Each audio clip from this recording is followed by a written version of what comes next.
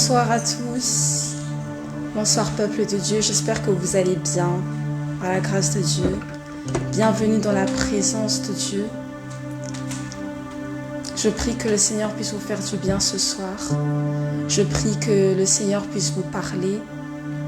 Mais avant que nous passions à la parole de Dieu, nous allons passer un temps dans la prière afin de disposer nos cœurs. On tend petit à petit vers la fin de la semaine et il s'est passé beaucoup de choses. Peut-être que vous avez passé une très bonne semaine, si c'est le cas, gloire à Dieu. Mais peut-être que vous avez passé une semaine un peu plus difficile. Mais vous êtes toujours ici, vous êtes là. Parce que Dieu est celui qui protège. Il est bon en tout temps. Dans les bons moments comme dans les mauvais moments, il est bon. Et c'est un bon berger. C'est un bon berger en toutes circonstances. Alors je propose que ce soir, nous mettions toutes nos difficultés de côté, tous nos problèmes de côté afin de laisser la place à celui qui mérite toute l'honneur, toute la gloire et toute l'adoration. Amen. Alors nous allons d'abord prier, nous allons remettre cet instant entre ses mains, nous allons lui laisser toute la place, nous allons nous dépouiller de toutes nos inquiétudes, nous dépouiller de tout ce que nous avons afin de nous laisser entièrement la place. Prions au nom du Seigneur.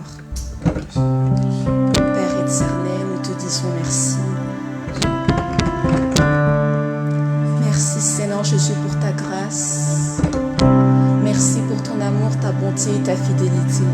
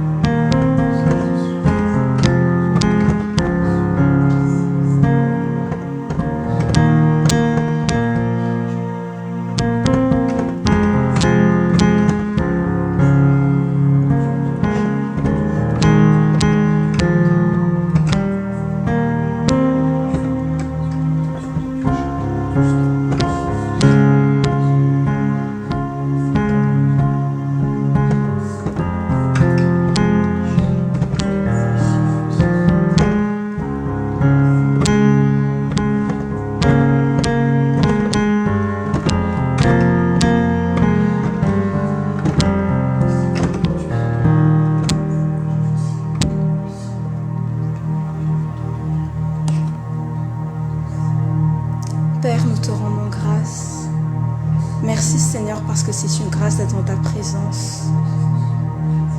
Merci Seigneur parce que tu es là parmi nous. En dehors de toi, il n'y a pas d'autre Dieu. Nous dépendons de toi. Nos vies dépendent de toi, Père éternel. Nous sommes à toi, nous dépendons de toi. Nos vies dépendent de toi, Père éternel.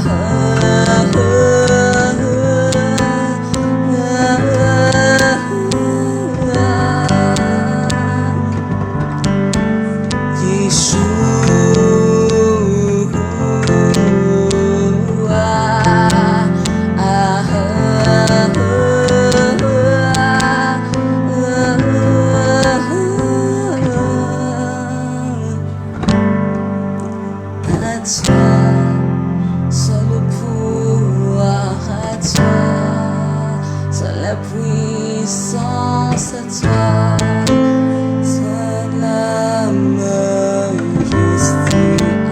Amen. Yeshua.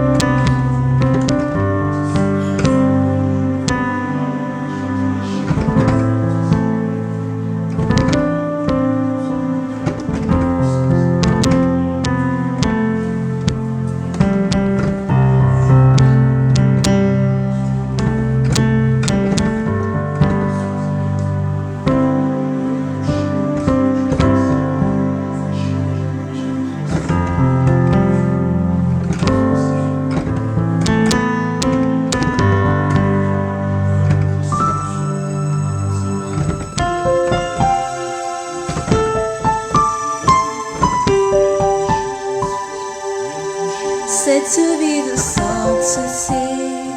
sainteté en moi. Cette vie de sainteté en moi. Nalingi yango nalingi yango nalingi yango nalingi yango cette vie de sainteté en moi. Cette vie de sainteté en moi. Cette vie de sainteté en moi. Nalingi yango nalingi yango nalingi yango nalingi yango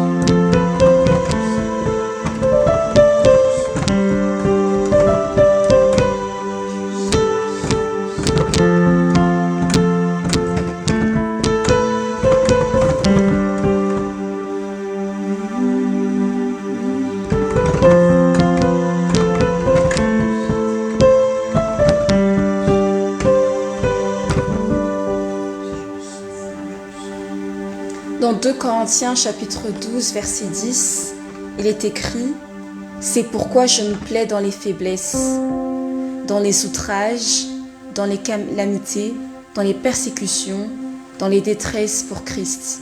Car quand je suis faible, c'est alors que je suis fort. »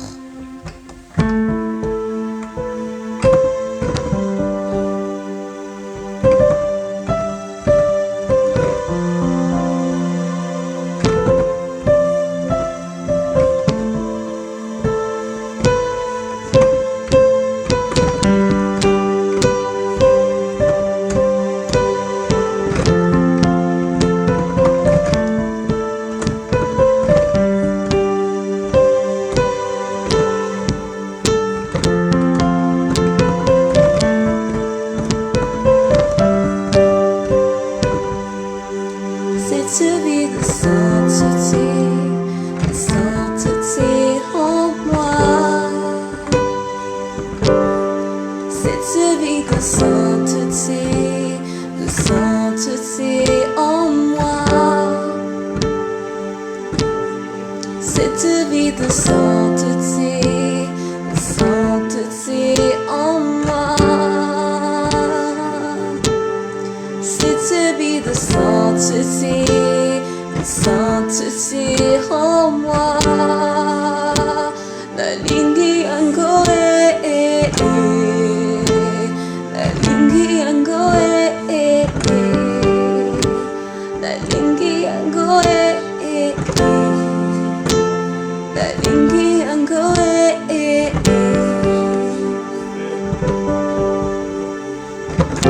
Tous les anges ensemble chantent Saint, Saint, Saint est Dieu Seigneur, qui vient. Toutes ces voix sont justes, tous les anges t'acclament, oh Dieu. Tous les rois te servent à l'instant.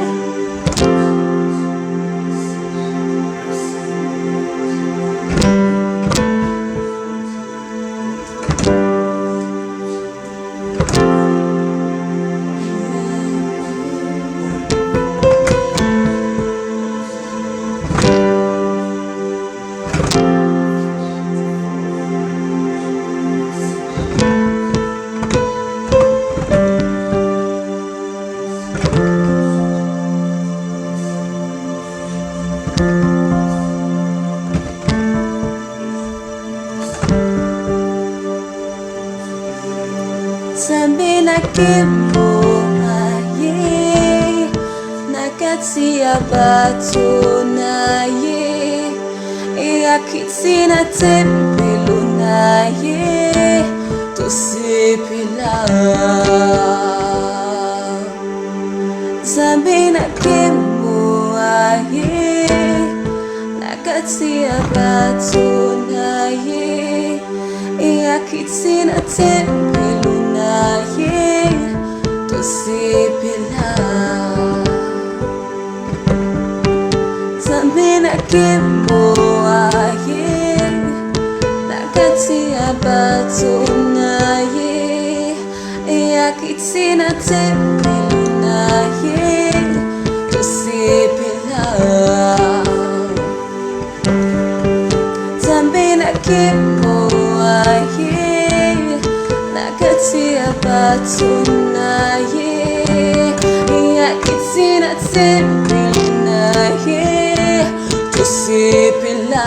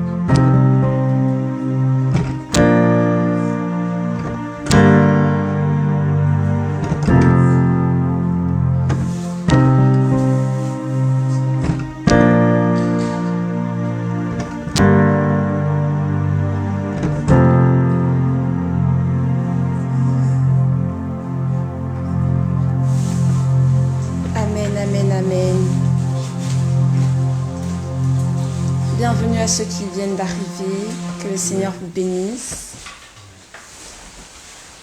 Nous allons à présent passer à la parole. Je vais inviter notre frère Michael qui va nous apporter la parole de Dieu. Amen. Que Dieu vous bénisse.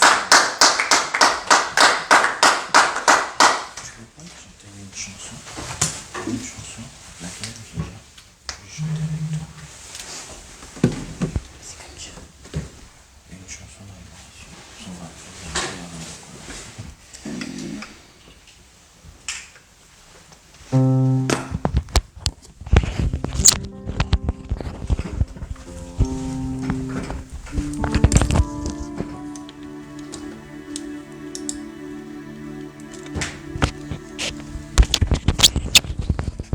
Seigneur,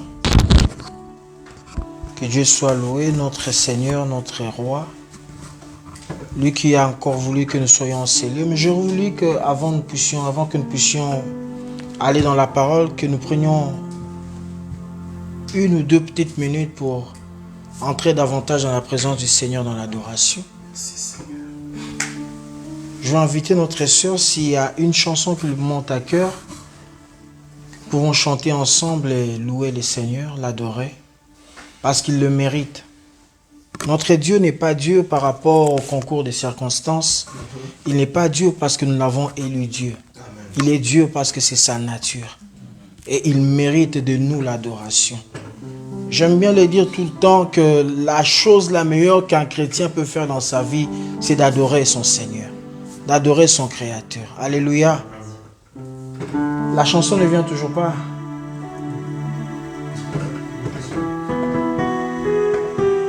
Tu es là, présent parmi nous. Père, je t'adore. Nous sommes concentrés pendant que nous chantons. Nous en faisons nôtre ces paroles. J'y sens parmi nous.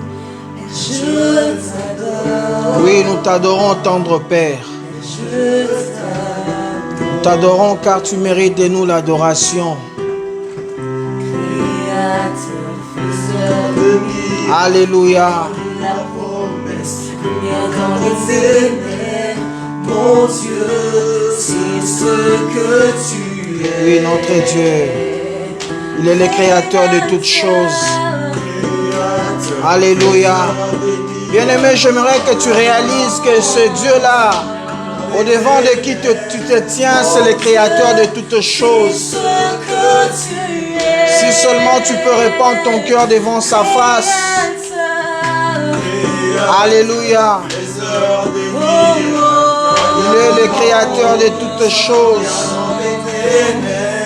Mon Dieu, c'est ce que oui, il est le créateur, il est le créateur, il est le créateur. Alléluia. Si les voix peuvent s'élever pour adorer, c'est Dieu le créateur. Oui, Seigneur, tu mérites notre adoration. Le Dieu qui est sans relâche à nos côtés pour nous secourir. Le Dieu qui n'abandonne pas son peuple. Le Dieu qui ne délaisse pas. Seigneur, nous t'adorons, nous t'adorons, nous t'adorons, Dieu. Toi qui secoues la terre par ta gloire. Le Dieu qui a créé les merveilles. Oh, tu es pour nous ce que nous ne pouvons pas définir. Tu es pour nous ce que nos intellects, nos pensées ne peuvent contenir. Le Dieu au-devant de qui tout genou fléchit. Alors, nous nous répandons devant ta face, Papa, car tu es notre Dieu. Nous nous répandons devant ta face, Papa, car tu es notre Dieu.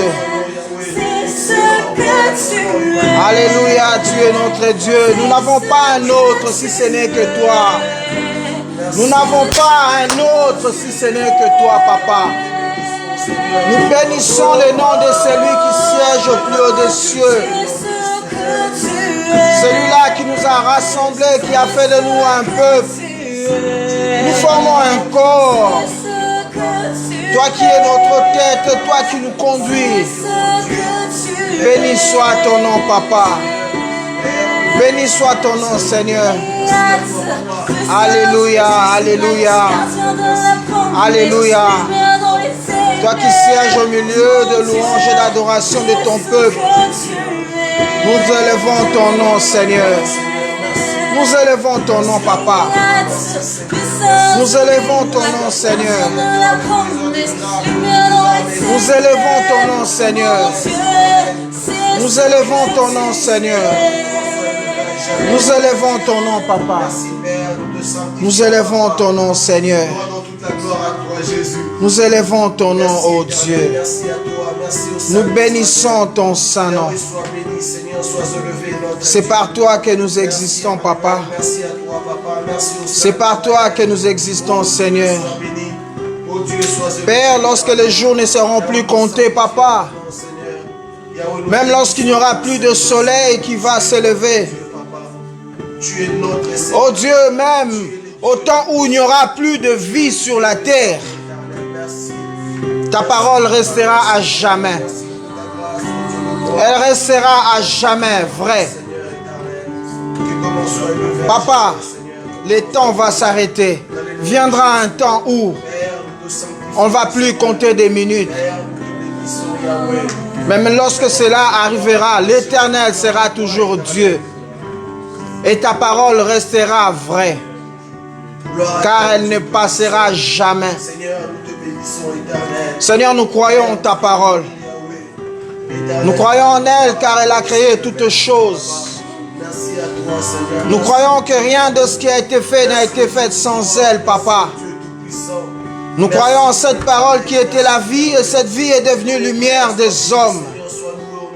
Nous croyons que cette parole ce soir va éclairer nos ténèbres. Nous croyons qu'elle nous fera encore du bien. Nous croyons en cette parole qui ramène à la vie. Cette parole qui restaure et qui console.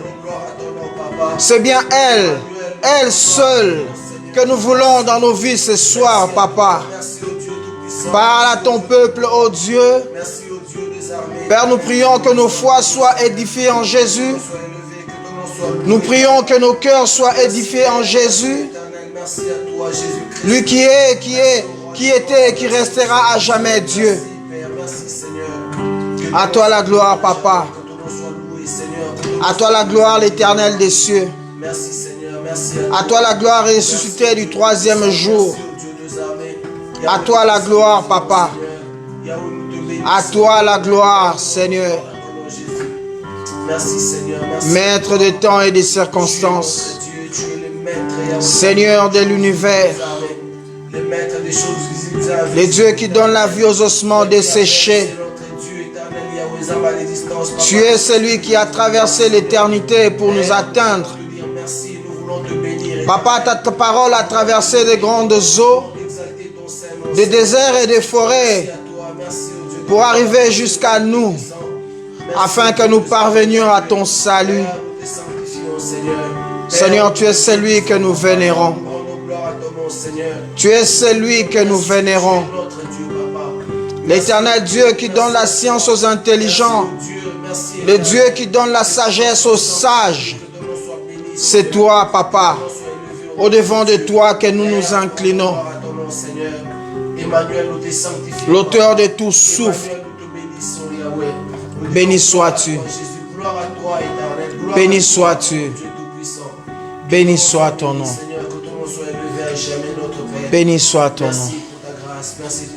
Gloire et louange à toi, Seigneur Jésus. Merci, Seigneur. Nous acclamons le Seigneur.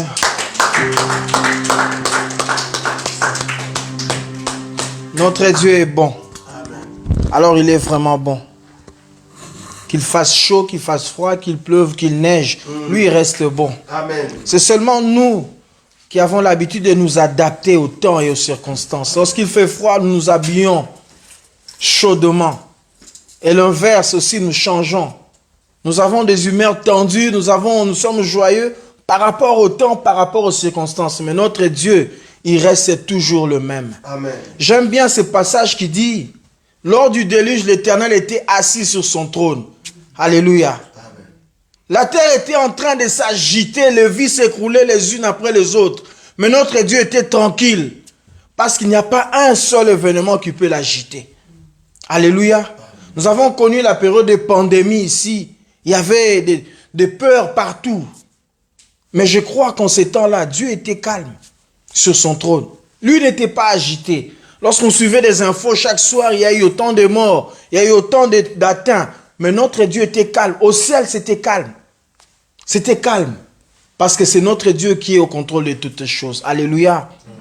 Ce soir, nous allons encore partager la parole du Seigneur, la pensée que Dieu a mis dans nos cœurs. Nous allons méditer. Et je suis sûr que Dieu va encore édifier nos foi. Alléluia. Nous allons parler de ce passage qui est connu de tous. On nous apprend cela à l'Écodim. On nous apprend cela dans nos réunions. Et très souvent, même ceux-là pour qui cette parole n'est pas destinée, ont l'habitude d'en faire recours. Alléluia. Amen. Le psaume 23. C'est un texte qui est connu de tout le monde, bien que n'étant pas destiné à tout le monde. Alléluia. Amen. Le psaume 23. Nous lirons le psaume 23, ensuite nous allons lire dans Jean, chapitre 10, versets 22 à 31. Nous commençons avec le psaume 23, qui dit ceci. « L'Éternel est mon berger, je ne manquerai de rien. Il me fait reposer dans de verts pâturages. Il me dirige près des eaux paisibles. Il restaure mon âme. Il me conduit dans les sentiers de la justice. À cause de son ange, quand je marche dans la vallée de l'ombre de la mort, je ne crains aucun mal. Amen. Car tu es avec moi. Ta houlette et ton bâton me rassurent. Tu dresses devant moi une table en face de mes adversaires. Tu oins d'huile ma tête et ma coupe déborde. Oui, les bonheurs et la grâce m'accompagneront tous les jours de ma vie. Et j'habiterai dans la maison de l'Éternel jusqu'à la fin de mes jours. Amen. Amen. Nous prenons Jean chapitre 10.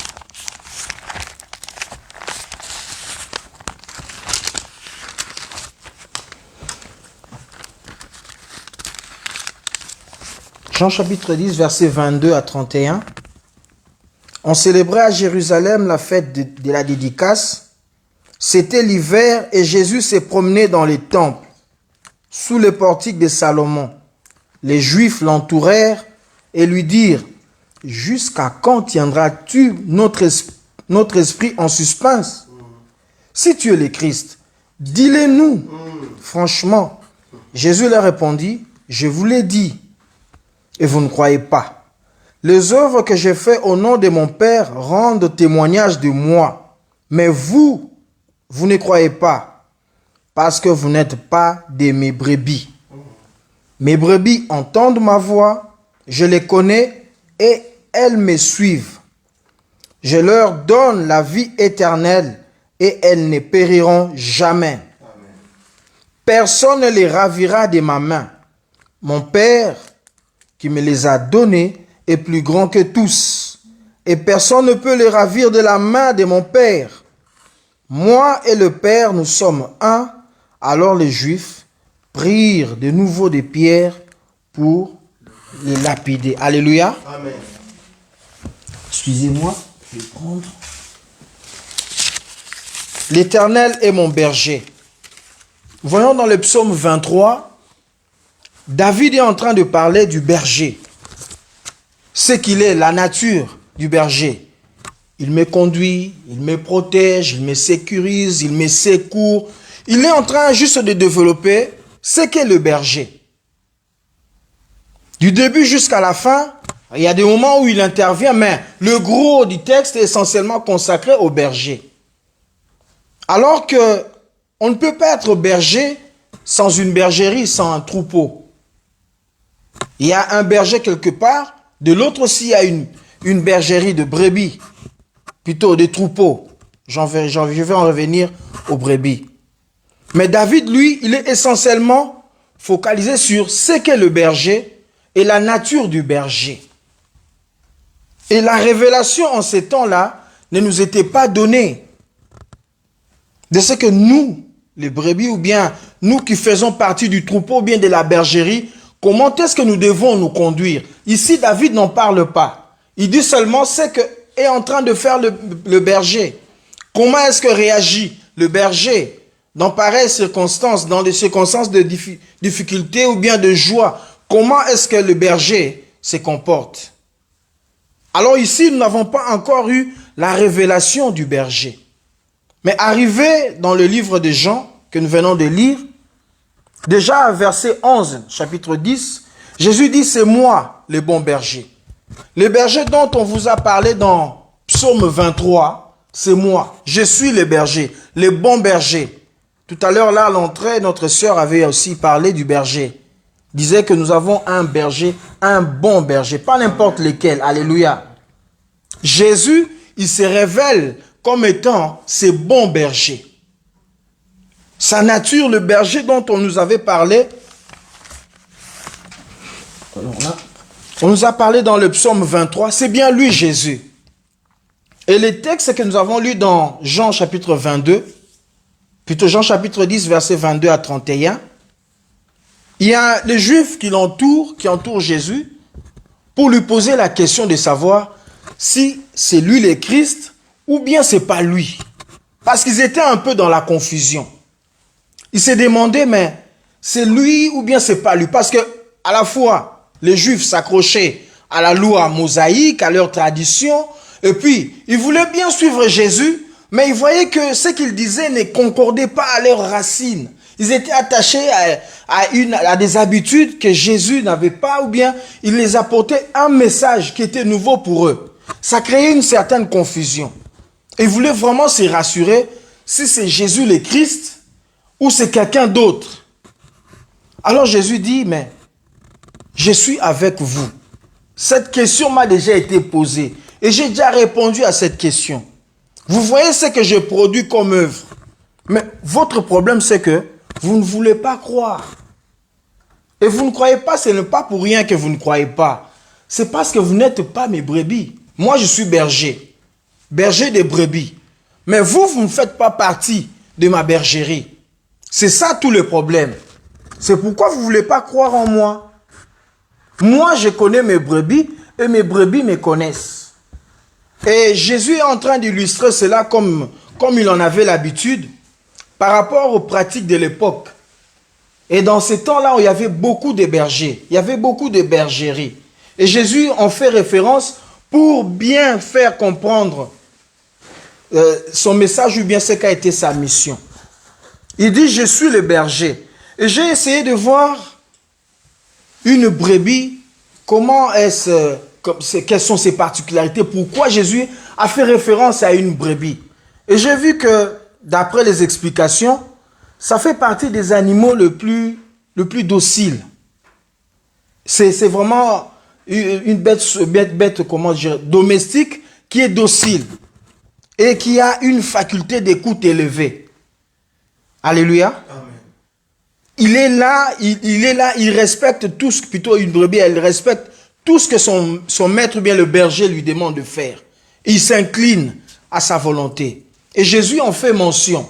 Il dit, mais vous, je vous parle, vous ne voulez pas écouter, je pose des œuvres devant vous, mais ça ne passe toujours pas. Parce que vous n'êtes pas mes brebis. Et d'entrée de jeu, j'avais dit que le chapitre 23 du psaume n'est pas adressé à tout le monde, bien que de nos jours, c'est tout le monde qui aime bien ces passages. L'Éternel est mon berger, je ne manquerai de rien.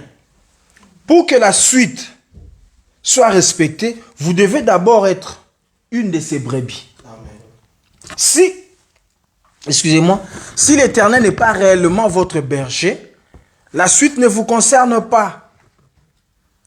Et il faudrait savoir déjà, c'est quoi une brebis? Quels sont les attributs du brebis? Parce que nous savons déjà les attributs du berger. Et Jésus maintenant est en train de parler des attributs du brebis. Alléluia. Amen. Et les deux réunis, nous allons profiter des conséquences logiques qui suivent du verset 2 jusqu'au dernier, du psaume 23. Alors voyons un peu comment est-ce que doit se comporter une brebis. Est-ce vraiment vrai que l'Éternel est notre berger? À la lumière de ce que nous allons nous dire, la conclusion, chacun de nous pourra la tirer.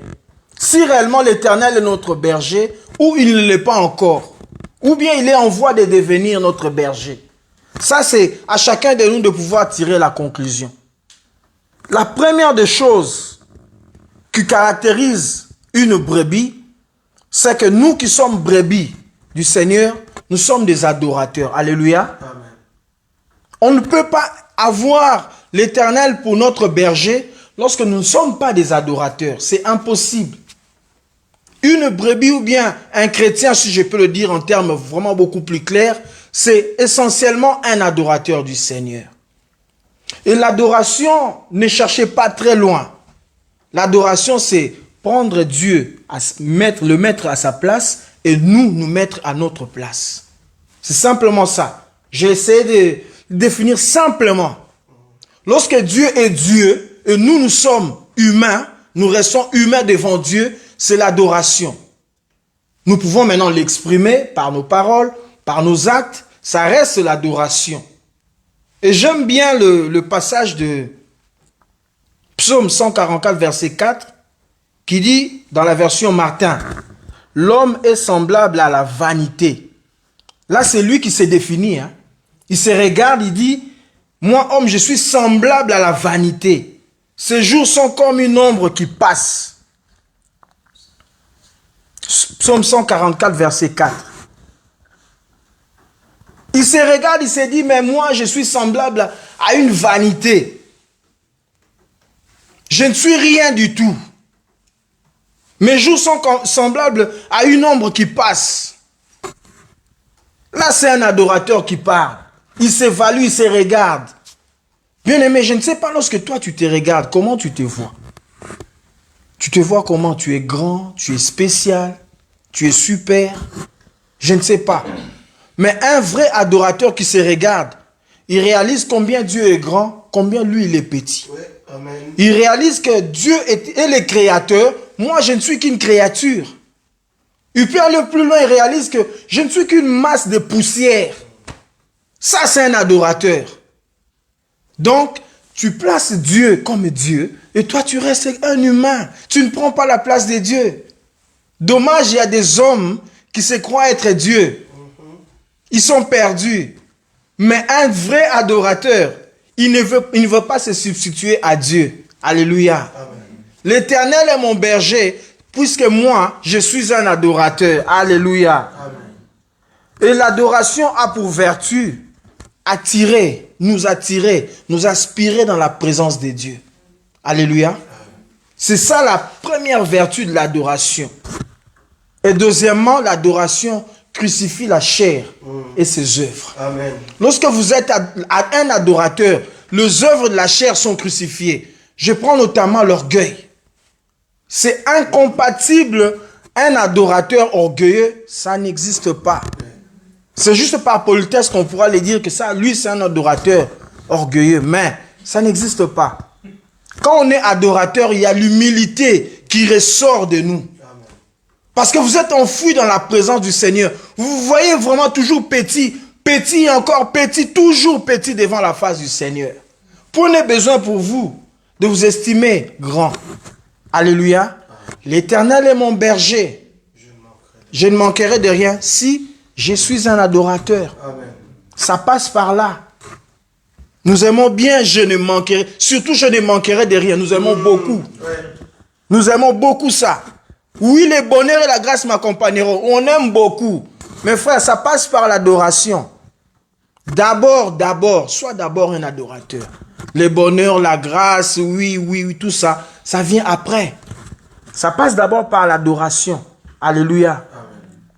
Et deuxièmement, un chrétien, ou bien une brebis, qui a pour berger l'Éternel, c'est une personne, ou bien un chrétien, disons-le simplement, obéissant.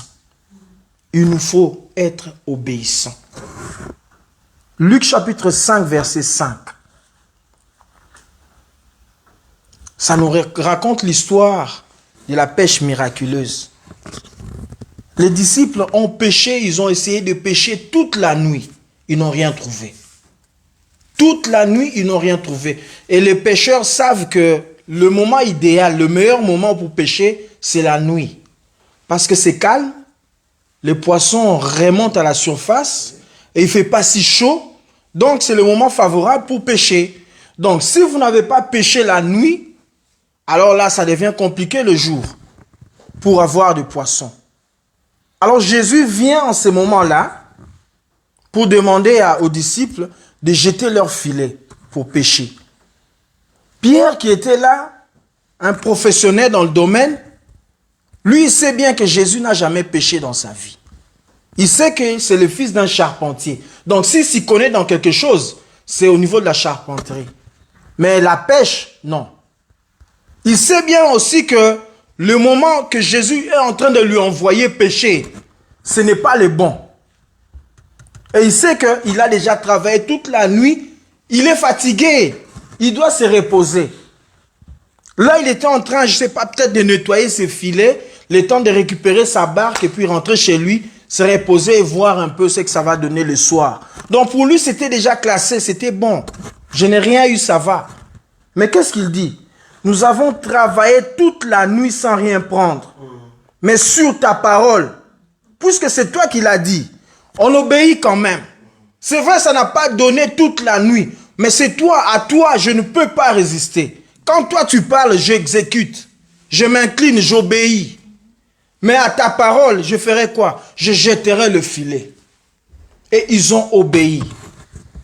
L'Éternel est mon berger. Seulement si nous sommes obéissants. Amen. Obéissants à sa parole. Nous aimons bien, nous aimons bien, nous aimons bien ça. Il me fait reposer, il me conduit vers des eaux paisibles et tout ça. Ça, nous aimons. Mais obéir à sa parole, là, c'est encore un autre problème. Lorsque l'Éternel parle, il y a des choses pour lesquelles on n'est pas d'accord. On estime que c'est difficile. Ou bien ce n'est pas logique. Mais on aime bien bénéficier, profiter des conséquences logiques du berger vis-à-vis du brebis. Alors que ça ne passe pas ainsi, ça ne se passe pas ainsi. L'Éternel est mon berger, je suis obéissant. Lorsqu'il me demande de faire quelque chose, je le fais. Lorsqu'il me demande d'avancer, j'avance. Il me demande d'arrêter, je m'arrête. Je n'irai pas à l'encontre de sa parole. La boussole qui me dirige, c'est sa parole. Ce n'est pas une autre chose. Moi, je m'en tiendrai qu'à sa parole. Je ne ferai que ce que sa parole me demande de faire. Parce qu'il est mon berger. Alléluia. Et souvenez-vous du brebis. C'est cet animal, comme je l'ai dit tout à l'heure, sa faculté d'écoute est élevée. Très élevée. Donc mes oreilles sont là penchées seulement à écouter la parole du Seigneur. Ce que l'Éternel me demande de faire. Je ne ferai pas ce que le monde me présente. Je ne ferai pas ce que ma famille, ma tradition, ma coutume me dit de faire. Mais je ferai ce que la parole de Dieu me demande de faire. Parce qu'il est mon berger. Je ne peux que faire sa volonté. Alléluia. Troisième chose que cette brebis est appelée à faire.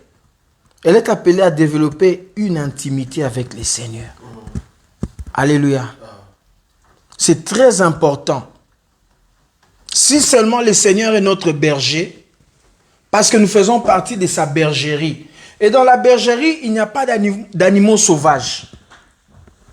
On n'est pas berger d'animaux sauvages. Ils risquent de vous bouffer.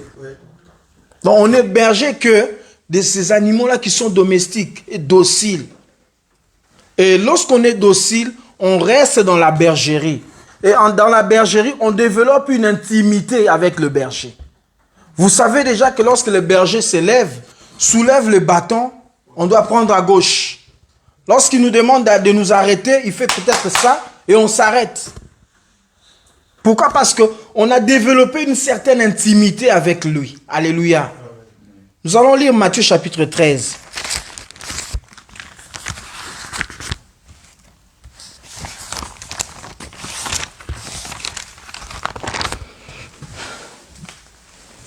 Matthieu chapitre 13, versets 10 à 13.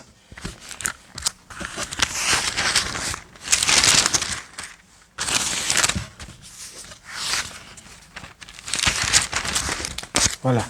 Il est dit ceci. Les disciples s'approchèrent de lui. Plutôt, les disciples s'approchèrent et lui dirent, « Pourquoi leur parles-tu en parabole ?» Jésus leur répondit, « Parce qu'il vous a été donné de connaître les mystères du royaume des cieux, et que cela ne leur a pas été donné, car on donnera à celui qui a, et il sera dans l'abondance. Mais à celui qui n'a pas, on ôtera même ce qu'il a.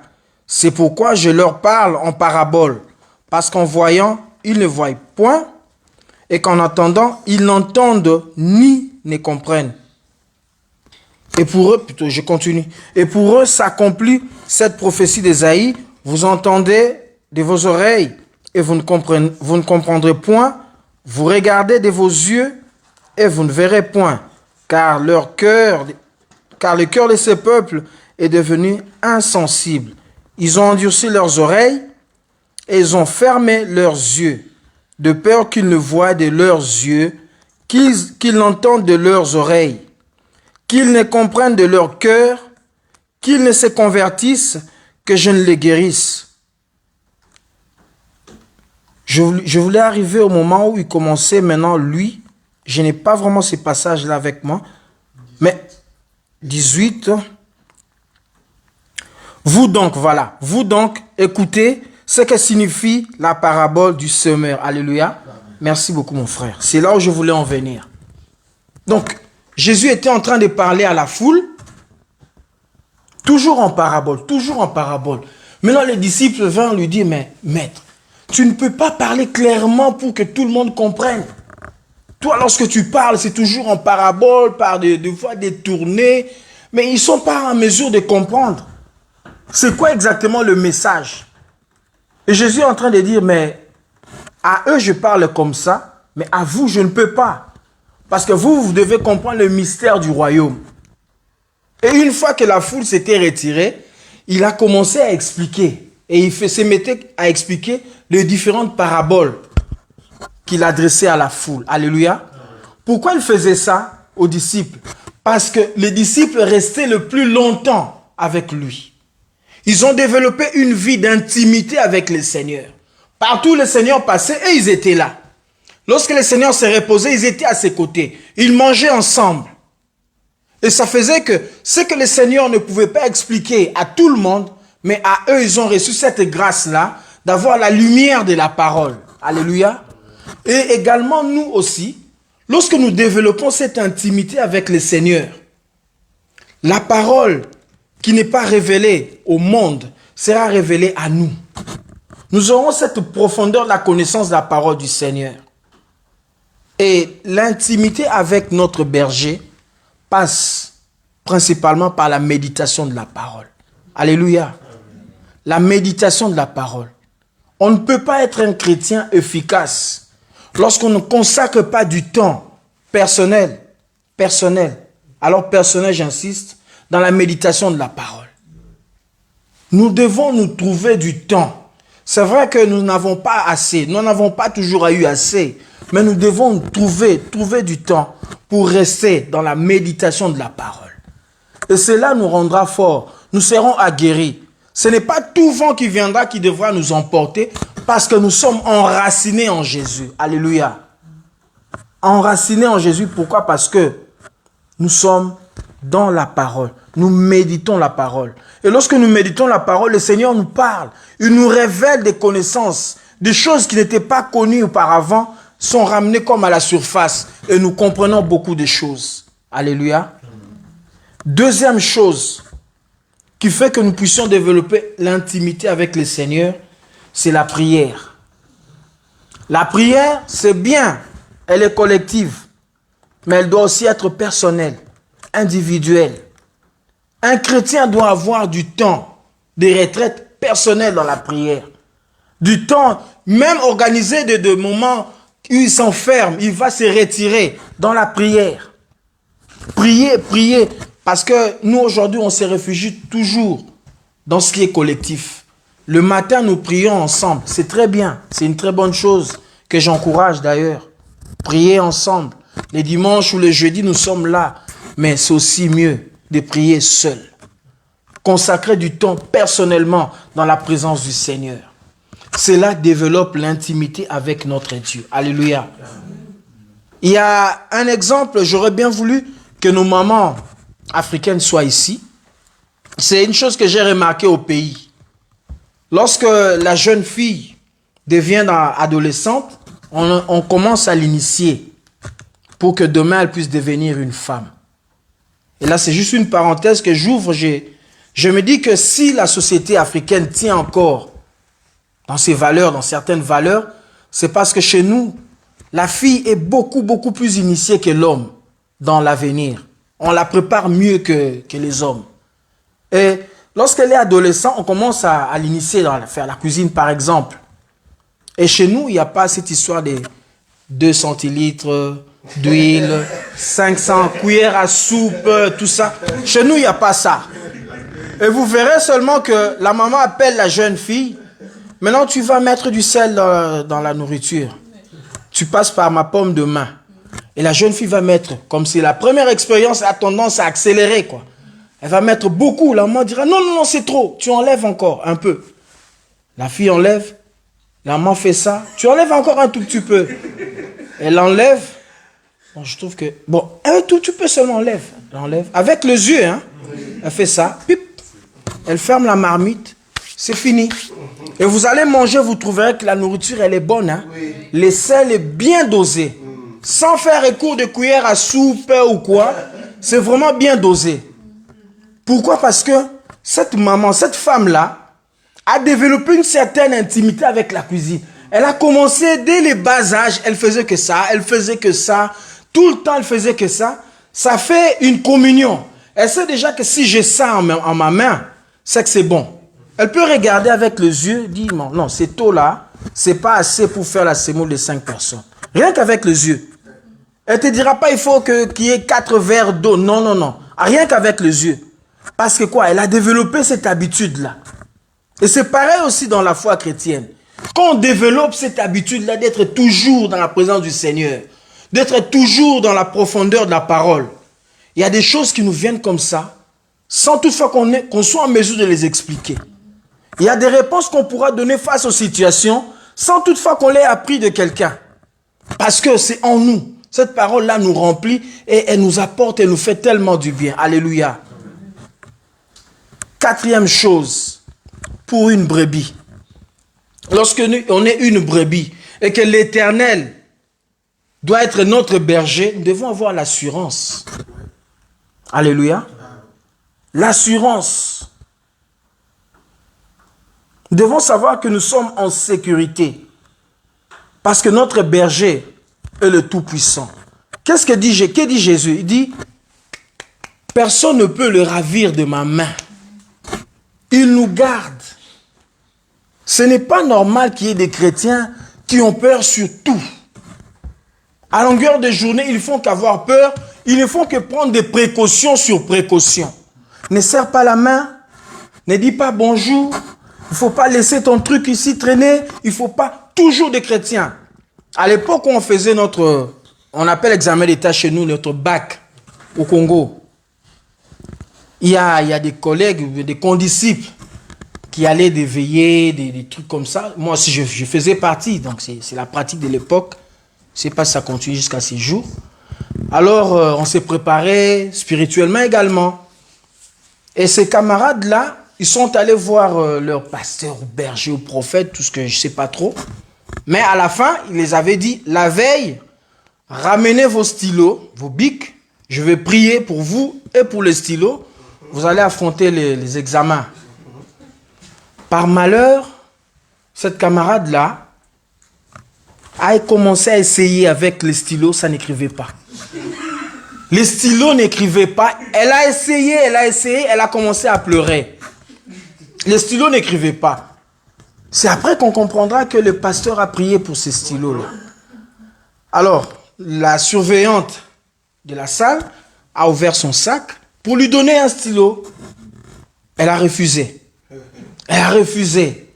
Pourquoi? Parce qu'elle avait l'assurance qu'avec ce stylo-là, tout va bien se passer. Même par malheur, les stylos n'écrivaient pas. Alors on lui a dit, si tu veux, tu remets ta feuille vierge parce que sans stylo, tu ne vas rien faire. Mais elle a quand même accepté de prendre le stylo. Vous voyez un peu ça? Cette peur-là, la peur, on va me voler, on va me faire du mal, on va me tomber dessus. Ça, ce n'est pas notre partage. Nous devons avoir l'assurance parce que c'est lui qui nous tient. Il est le Tout-Puissant. Il est plus fort que toute autre chose. Une brebis est là dans l'assurance. Il sait que même si une bête sauvage surgit maintenant là, il y a le berger qui va intervenir. Donc moi, il n'y a aucun mal qui pourra m'arriver. Nous devons avoir cette assurance. Marcher tête haute. Parce que nous sommes chrétiens. Celui qui est avec nous, il est plus fort que celui qui est dans ce monde. Alléluia. Brebis avec assurance. Et en dernier, une brebis, comme nous l'avons lu, est celle qui a tout. Nous retournons dans le psaume 23. Psaume 23.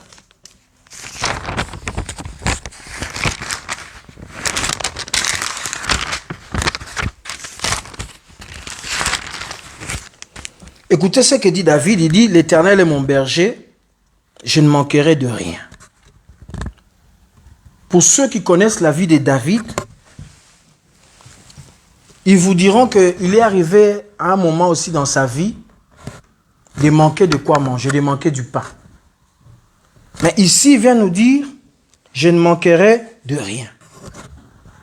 Est-ce une contradiction ou bien il a dit juste par coup de tête, juste pour se consoler? Mais je vous dis que cette parole est vraie.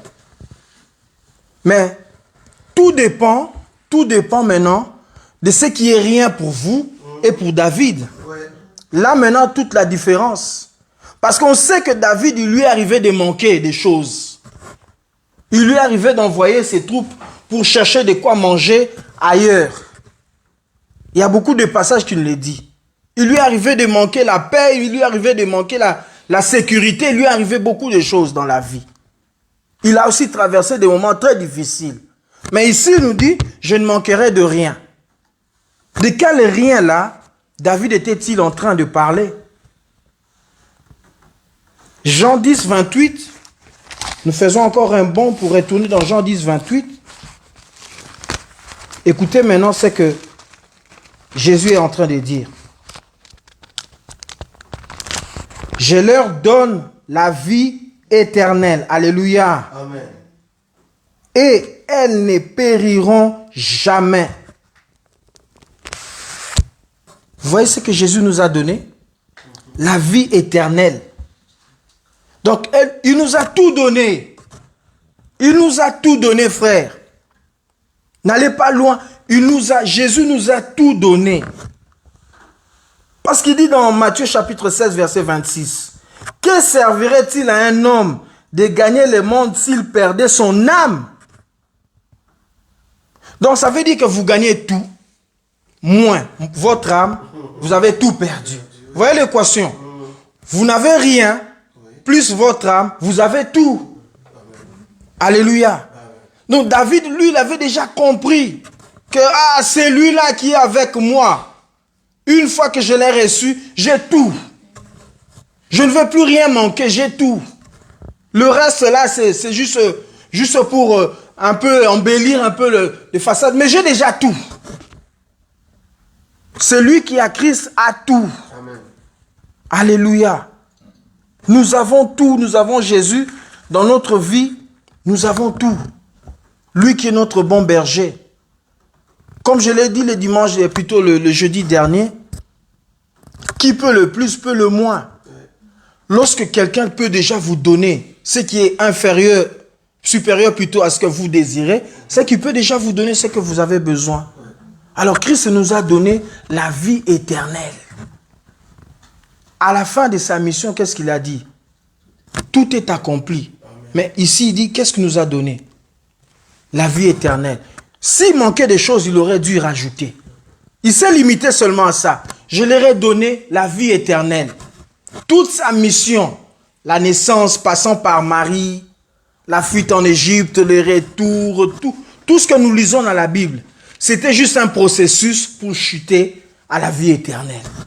Et cette vie-là, nous l'avons reçue en Jésus. N'est-ce pas merveilleux, bien-aimés? Nous avons tout en nous. Si l'Éternel est mon berger, je ne manquerai de rien. Dans votre esprit, ça représente le bien matériel. Vous avez tapé à côté, bien-aimés. Alléluia. Parce que ces choses-là, ça ne sert à rien. Ce n'est pas ça, ce n'est pas de ça dont David est en train de parler. Il parle de choses qui est supérieure à toutes les autres choses. La vie éternelle. Cette vie-là que nous venons chercher ici en ces lieux. Cette vie-là que nous cherchons dans nos moments de prière, comme je l'ai dit lorsque nous sommes en retraite. Cette vie-là qui ne nous sera jamais ôtée. C'est ça le tout. C'est lui qui a ça, a tout réussi. Comme me disait un papa récemment, il dit, lui, il a l'habitude, lorsqu'il vient dans les obsèques, il pose une seule question. Le défunt, a-t-il connu Christ dans sa vie? Si on lui dit oui, il s'arrête là. Il ne demande même pas s'il a acheté des maisons ou quoi. Non. Il s'arrête là. Et il s'est dit, il a réussi sa vie. Donc, nous sommes des brebis que lorsque Christ habite en nous, que lorsque la vie de Dieu est en nous, la vie là, cette vie éternelle là, c'est le trésor de Dieu qui est en nous. C'est comme ce berger aussi a pour trésor ses brebis. Il est regardant, il regarde chaque jour, il les comptabilise. Ils sont à combien? Personne n'a volé. Et est-ce qu'il y a quelqu'un qui a perdu une patte ou bien quelqu'un les a fait du mal ou pas? Parce que son bonheur est là. C'est son trésor. Nous également, nous qui avons Christ en nous, Dieu regarde en nous là. Il regarde. C'est qui est dedans là? C'est mon fils, est-ce qu'il est là? Il se porte bien? C'est un peu comme ça. Alléluia. L'Éternel est notre berger si nous réunissons ces éléments en nous. Je sais que ce n'est pas une liste exhaustive. Il y a peut-être d'autres. D'autres bien-aimés peuvent nous rajouter encore certains éléments. Mais je sais que si nous manquons ça dans nos vies, l'Éternel n'est pas notre berger. Alléluia. Maintenant, nous allons nous examiner. En quoi est-ce que l'Éternel est notre berger? Est-il réellement le berger de nos vies? Ou bien, il y a encore d'autres compartiments qui manquent, qui font défaut pour que l'Éternel soit réellement notre berger? Nous aimons ces bergers ou bien nous aimons ses attributs? Est-ce qu'il est réellement notre berger? Est-ce que nous marchons à ses pas? Est-ce que nous entendons sa voix? Nous obéissons à sa parole? Ce sont là les questions que nous devons nous poser. Alléluia. Nous allons incliner nos têtes dans la prière un moment. Implorer la grâce du Seigneur afin que l'Éternel soit notre berger. Lorsqu'il est notre berger, nous ne manquerons de rien, dit sa parole. Et sa parole n'a jamais menti, sa parole n'a jamais trahi.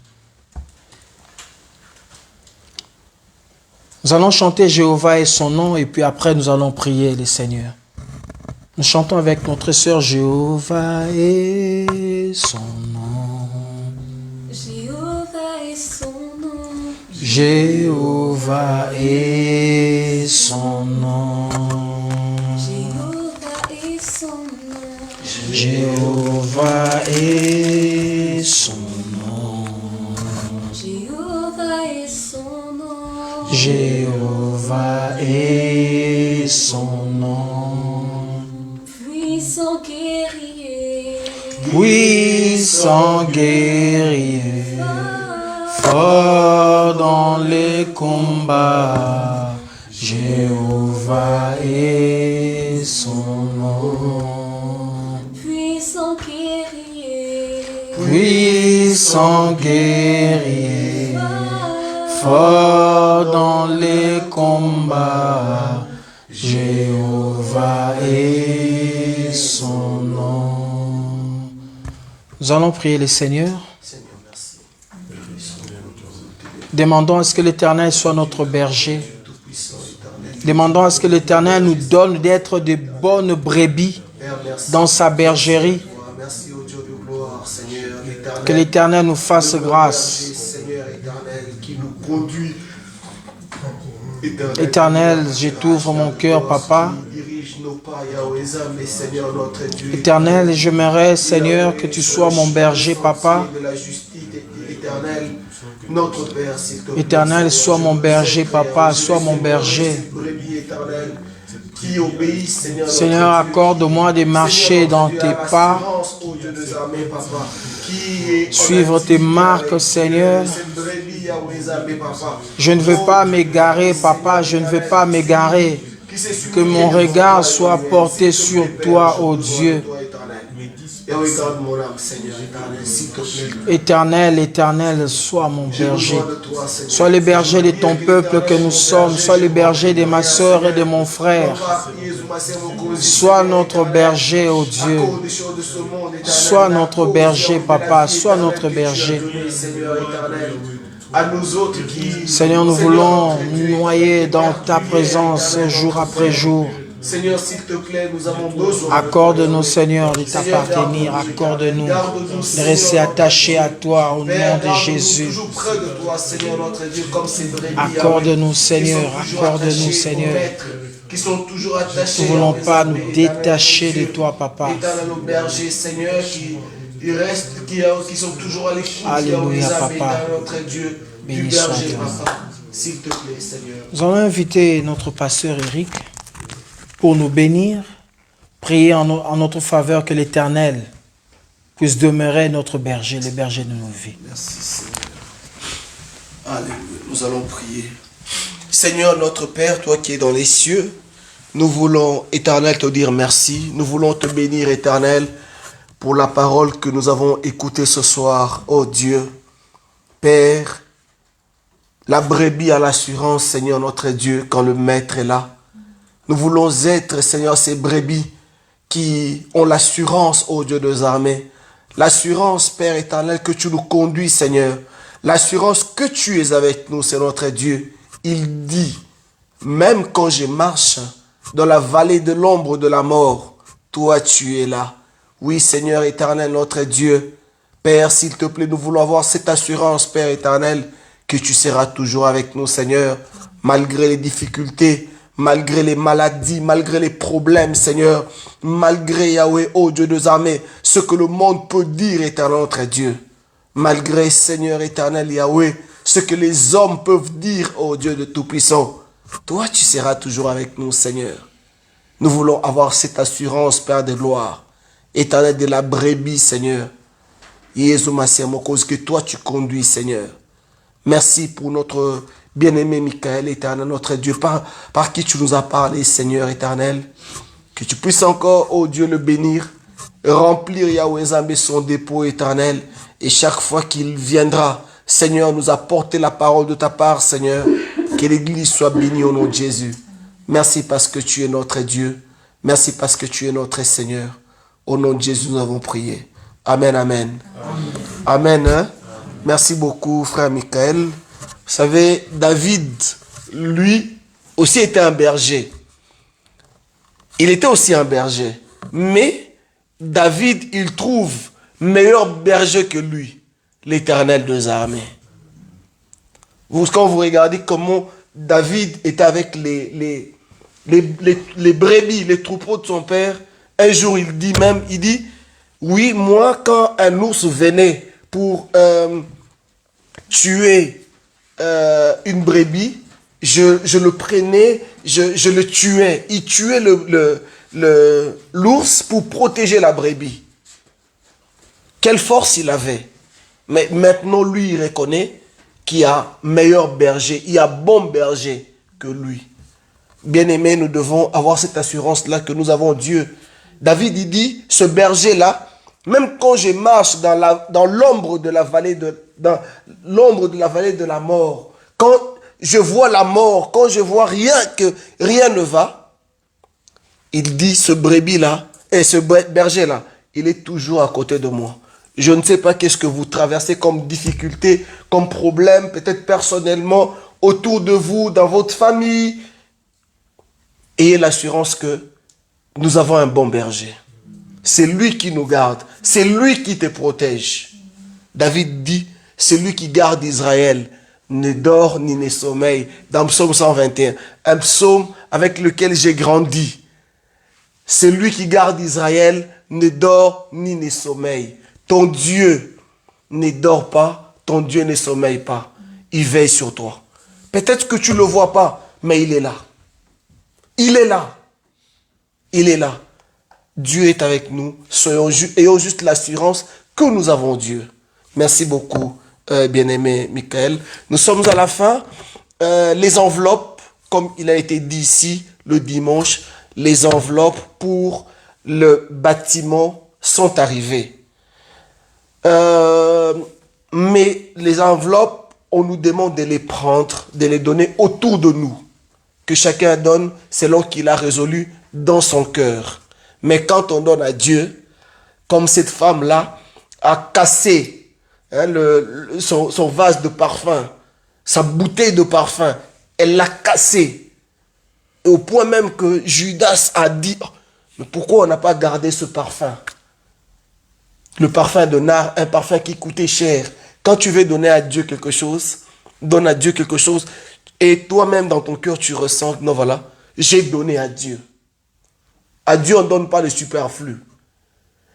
C'est-à-dire si tu donnes à Dieu 1 euro, donc tu dois sentir que j'ai donné à Dieu. Comme cette femme-là qui a donné tout ce, alors qu'il y avait d'autres personnes qui donnaient. Mais Jésus dit, cette femme-là, elle a donné plus que tous les autres. Pourquoi? Parce qu'elle a donné que ce qu'elle avait. Donc, donnons le meilleur à notre Dieu. Nous voulons acheter un bâtiment qui coûte quand même trop cher et donnons au Seigneur une bonne offrande. Alléluia.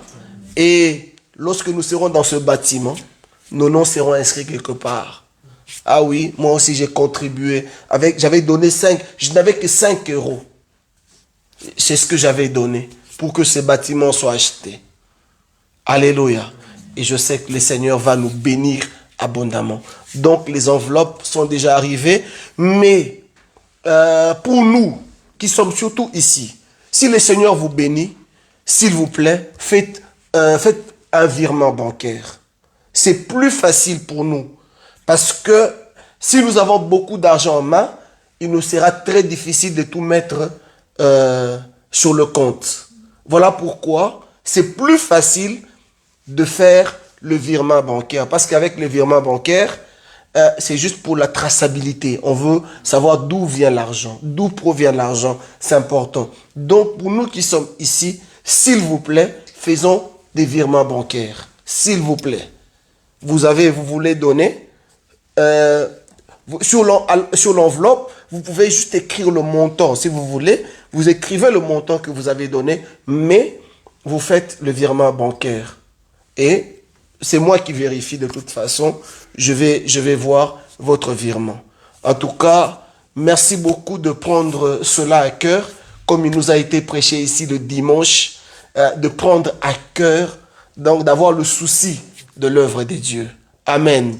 Demain matin, nous avons notre prière matinale. C'est de 6h à 7h. 1 heure avec le Seigneur, de 6 à 7h. Et puis le dimanche, nous nous retrouvons ici pour ceux qui travaillent à l'église, 9h30 déjà, 9h45. Pour les responsables, nous sommes déjà là. Et pour les autres, c'est à 10h. Et ce samedi, il y a une grande réunion des jeunes. Elle va se tenir ici, à l'église, mais en haut. Là où nous avons notre bâtiment, notre bureau, excusez-moi. Il y a certains lapsus qui ne trompent pas. Voilà. Là-haut, nous avons notre bureau. C'est là-haut que va se tenir cette réunion. Donc, les jeunes, nous sommes attendus très nombreux. C'est à partir de 16h. À partir de 15h. Venez nombreux pour la gloire de Dieu. Amen. Est-ce que nous pouvons nous lever et nous allons prier le Seigneur? Oui. L'action de grâce pour demain, il y a une action de grâce qui est organisée par la famille de notre bien-aimée sœur Renée. C'est demain, vendredi à 19 h. Voilà. Et c'est à Molenbeek, c'est à la place Carrevelde, école Saint-Michel. Et là, il y a, de toutes les façons, nous avons toutes les informations sur le WhatsApp de l'église. Donc, si votre numéro ne figure pas encore sur le WhatsApp de l'église, nous vous prions de le donner à notre bien-aimé exaucé qui va vous rajouter sur le WhatsApp de l'église. Comme ça, vous allez avoir les communiqués de l'église. Nous sommes à la fin, nous allons prier le Seigneur. Nous voulons retourner à la maison.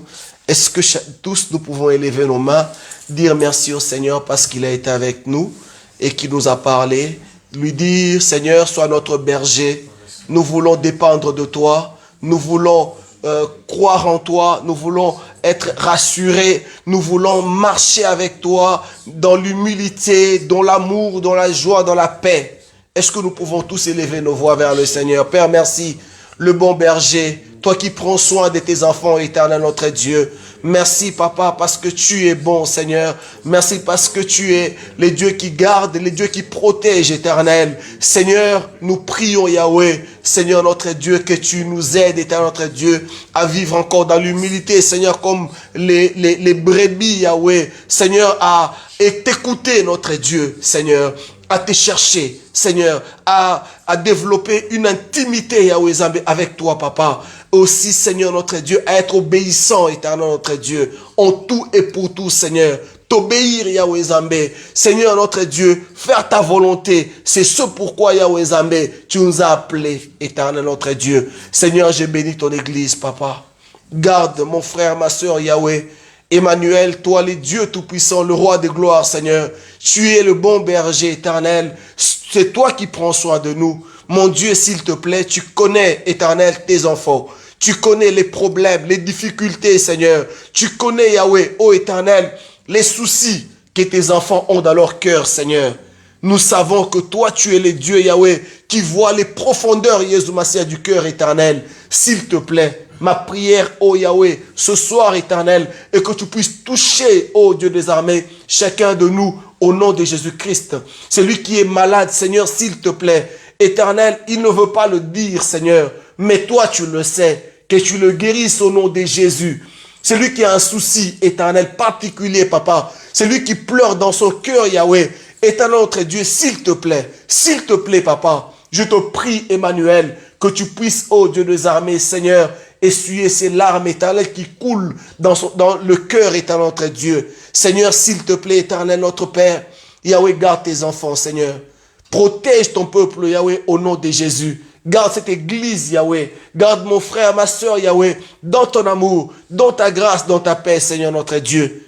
Bénis nos familles, Seigneur éternel. Là où il y a des difficultés, Seigneur, des maladies, Seigneur, des problèmes, Yahweh. Seigneur éternel, que nous, Jésus, nous pleurons tous les jours, Seigneur éternel. Nous n'avons pas de solution, mais nous savons que toi, l'éternel, le bon berger, tu as des solutions, Yahweh éternel, que le monde ne peut pas donner, Seigneur. S'il te plaît, viens en secours éternel de nos familles, Seigneur. Viens en secours, Yahweh, de mon frère, de ma soeur, ô éternel notre Dieu. Viens en secours de l'église, Papa. Bénis ton peuple, Seigneur éternel. Que la paix de Dieu, que la grâce de Dieu, que la miséricorde du Seigneur Yahweh puisse accompagner chacun de nous, Seigneur. Merci parce que tu es Dieu. Nous bénissons, Seigneur Yahweh, notre moment de prière de demain matin. Nous bénissons la réunion de jeûne et nous bénissons les cultes du dimanche éternel. Et que tout soit pour ta gloire au nom de Jésus. Nous avons prié. Amen, amen. Soyez bénis.